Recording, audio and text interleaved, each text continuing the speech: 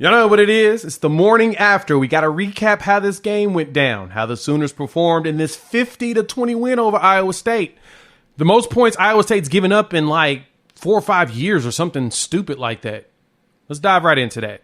Before we do that, welcome to Unfair Sports. I'm your host, Jay. Thanks for pulling up to the channel. Y'all know how it is, what it is. This is what we do every single Sunday morning. Hopefully I get this out to y'all before the morning is over. But we got to recap what went down. So I got a 20-piece nugget to really dive into. We're going to savor each bite because I'm going to be honest.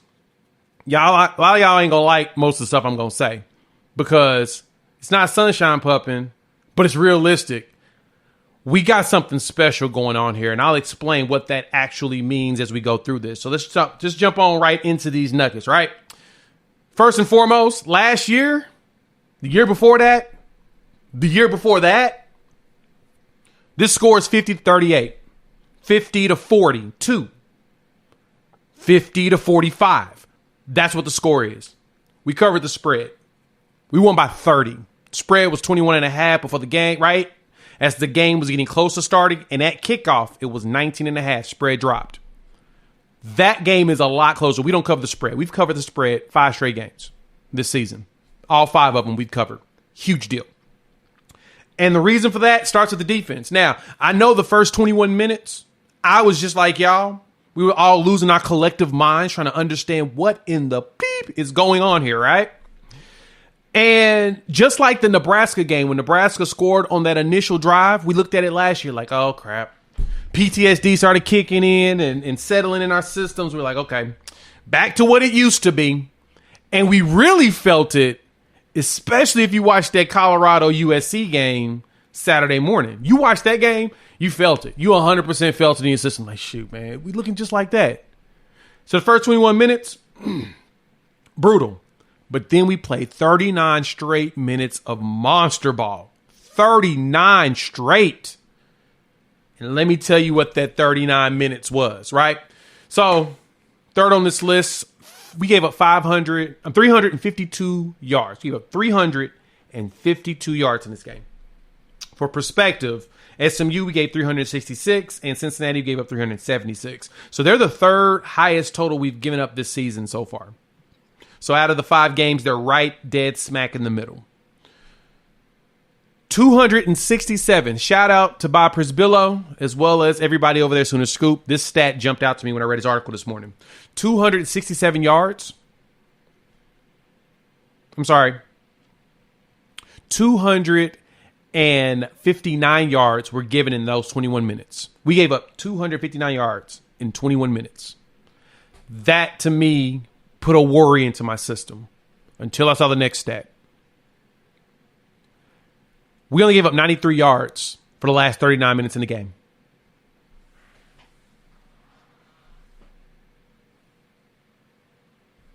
Antonio Banderas, eat your heart out. We only gave up 93 yards in the last 39 minutes of the game. You flip-flop the number. That's funny. Wow. That's all we gave up. So I don't care how y'all feel about this one, keeping it a buck. We made a leap on defense. That's a huge deal. And I say that because this is what I feel like happened in the game. Those first 21 minutes, we overlooked Iowa State. We looked past them. Go look at the plays. Go look at the plays that we did. The Billy Bowman pick 6 basically made everybody feed more on the rat poisoning. Oh, we're a good defense. We don't need to work hard. We don't need to lock in. We can just do what we do and we gonna tear them up. We fed into the rat poisoning. We ate on it. We chomped on our own confidence. Then what happened? Iowa State started punching us in the mouth because we, start letting up. Key Lawrence goes for an interception instead of going for the hit. Reggie Pearson's in the game. He takes that hit. He levels that boy. He takes a personal foul. Who cares? You make wide receivers make business decisions when it comes to that play. And that wide receiver didn't have to make a business decision because Key Lawrence did not give it to him. We'll talk about that in a minute. But we made a leap. We made a massive leap. Bowman and Gentry, they got co-defensive player of the year game for me in this one. I lean more Gentry than Bowman because of Bowman's botch on that big play. Kind of bothered me that looked like they were trying to bracket, but Bowman just read in on the slant thinking he was going more skinny than he was across. And if anything, he should have stepped forward further instead of going at an angle towards the corner. If he would have just went straight forward like he was going to blitz, he could have jumped up and got another pick. But instead, he ran toward the wide receiver and that slot guy and hit Gentry Williams. Gentry did good because he got his pick. He was also all over the field, and he was making some good tackles. That tackle for a loss on that screen, no. We wouldn't have done that because we're wrapping up. We ain't done that before. But the secondary and the safeties definitely, for the most part, were suspect the first 21 minutes. But then they locked in. And they made the magic happen. So I'm not mad. We finally finished up like we're supposed to. By the way, I'm going to come back to defense and continue the defense, but I'm going to come back to this later. Emmett Jones probably deserves a raise. Emmett Jones does. We'll talk about that in a minute.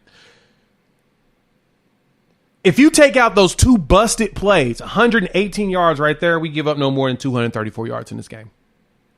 Two busted plays. All you got to do is break those passes up. They're not going to get anything. Now, we gave up more running yards than I would have liked. We gave up 150 yards on the ground, but that was us feeding on ourselves. Like I said, the last 39 minutes of that game, 93 yards. You can't ask for any better defense than that. Let's look at Key Lawrence trying to go for that pick instead of the hit. Reggie Pearson makes that hit. And then guess what Reggie Pearson did? He made that, he made one of the screenplay, made that dude make a business decision. Rocco threw that pass. It was just over the dude's hands, and he felt him. And he just kind of put his hand down and just, and Reggie ran up on him like, yeah, I was going to give it to you. And then Reggie got himself tackled for the loss because Reggie was out there to hit. I'm glad he came back. He came back with a vengeance, got his tackle for a loss. He had 4 tackles, 2 solo. He was hitting folks, and he looked like he was back into the right headspace after that injury that kept him from traveling to Cincinnati. Yeah, Reggie's back. Reggie told you I was going to have a top 5 defense. We're creeping towards it right now. We got some dogs, y'all, so y'all should be happy. The defense was good. Hop in the comments. Let me know what you think about the defense. I know those busted plays got us all scared. But I want to know how you feel about us locking down for 39 straight minutes and giving up less than 100 yards. 39 straight minutes. Explain to me how y'all felt about that. That's what I want to hear from you on. Let's talk about this offense. Dillon Gabriel's out here on a mission to make you haters believers. He never will, though. Y'all, those that are beefing with Dillon Gabriel saw enough bad plays in this game for you to say, I'm not sold on Dillon Gabriel. He's not the quarterback for us. He's not the guy. It's fine. I have no problem with criticizing some of the stuff he does. I'm about to criticize a few of his plays now. Those deep passes.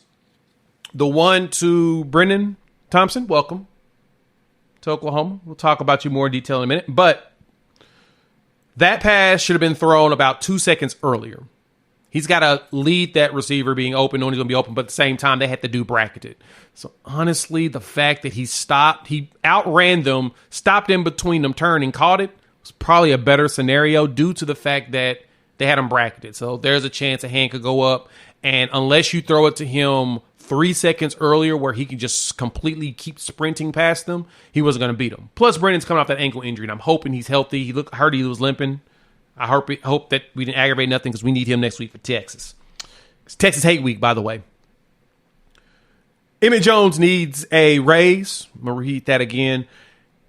Our wide receiver room is the best on this team, hands down. That's the best unit we got. Good God. 10 players caught a pass. 8 of them were receivers.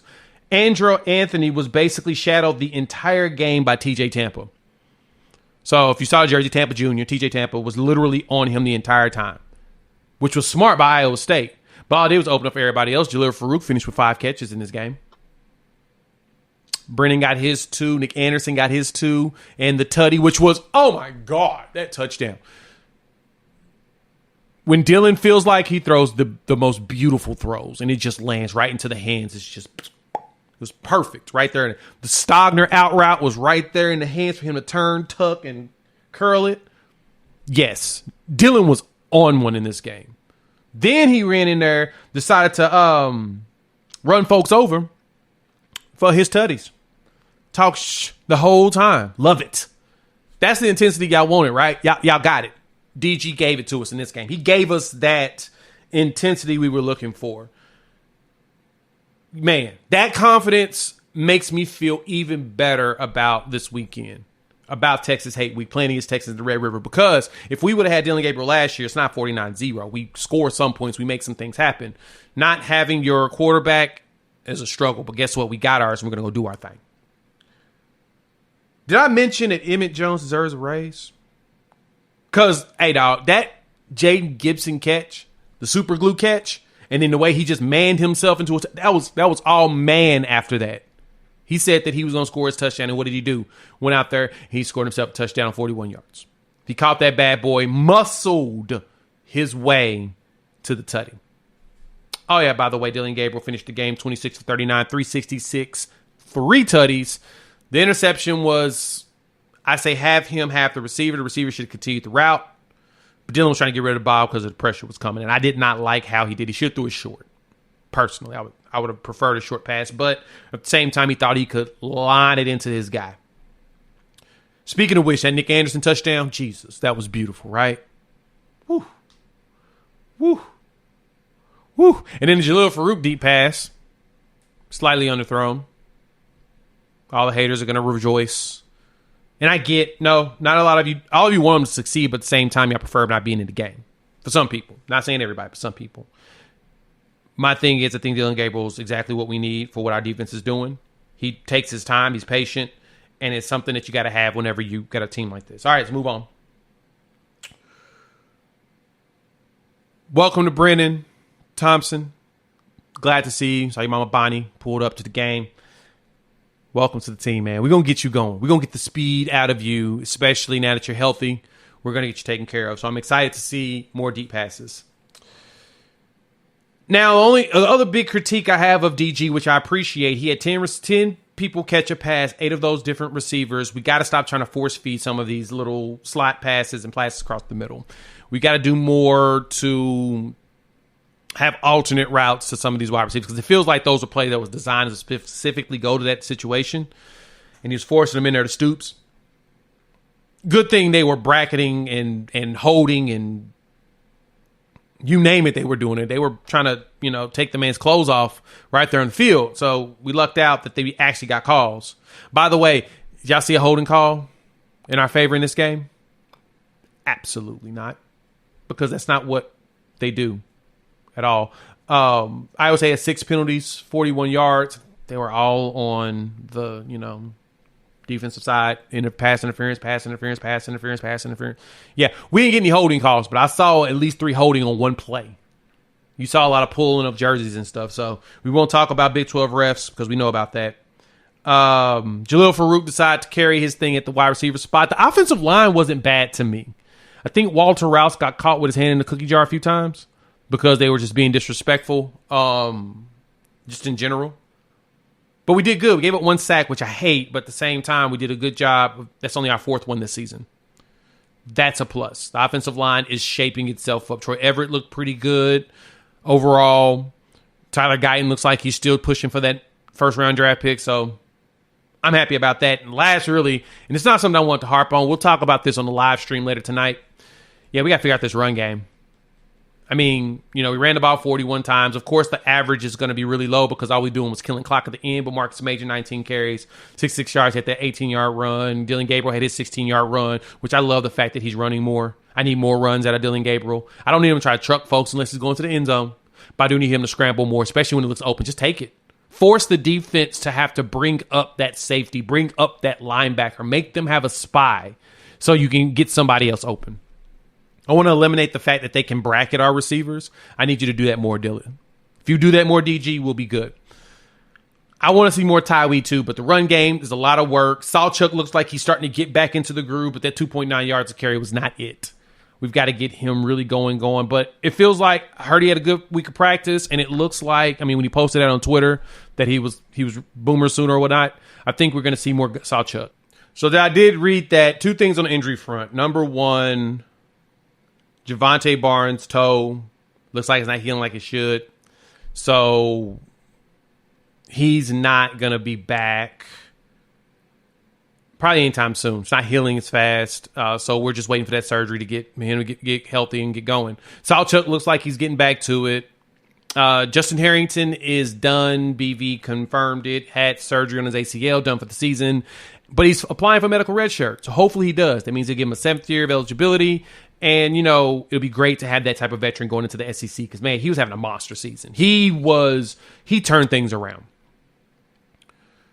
Danny Stutsman joked about the shoulder thing, said he stubbed his toe and he's good. So it appears that Stutsman's good. He had a stinger in the shoulder arm area, probably. But I think he's been dealing with them all season because of, he's been hitting.